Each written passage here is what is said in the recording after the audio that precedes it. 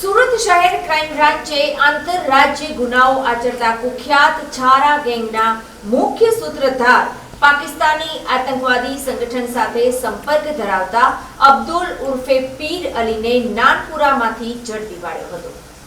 Crime branch દ્વારા મળતી માહિતી અનુસાર સુરત શહેર ક્રાઇમ બ્રાન્ચની ટીમે બાતમીના આધારે નાનપુરા એસબીઆઈ બેંકની સામેથી છારા ગેંગનો મુખ્ય સૂત્રધાર કાપડ વેપારી આરોપી અબ્દુલ ઉર્ફે પીર અલી મોહમ્મદ સાકીર શેખને ઝડપી પાડ્યો હતો।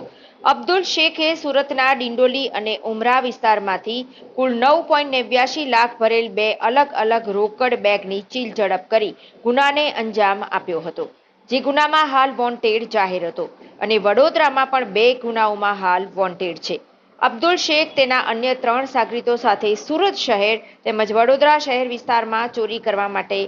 2 બાઇક ઉપર આવી તે બાઇકમાં નંબર પ્લેટ ખોટી લગાડીને શહેર વિસ્તારોમાં રેકી કરી રોડ પર જતા રાહદારીઓના ચેઇન સ્નેચિંગ તેમજ બેગ લિફ્ટિંગના ગુનાઓ આચરતા હતા। ભૂતકાળમાં આરોપી અબ્દુલ શેખ વિરુદ્ધ વર્ષ 2002માં અમદાવાદ વેજલપુર પોલીસ સ્ટેશનમાં રમખાણો દરમિયાન ગુનો નોંધાયો હતો, તેમાં પકડાયો હતો તથા વર્ષ 2006માં એટીએસ અમદાવાદમાં પાકિસ્તાનમાં રહેતા જૈશે મોહમ્મદ સાથે સંપર્કમાં રહીને ભારત દેશ વિરોધી પ્રવૃત્તિમાં સંડોવાયેલ હોવાનો ગુનો નોંધાયો હતો તથા અમદાવાદમાં અલગ અલગ 4 ગુના નોંધાયા હતા તેમજ જૂનાગઢ અને ભુજમાં મળી કુલ 3 વાર પાસા હેઠળ અટકાયત કરવામાં આવી હતી।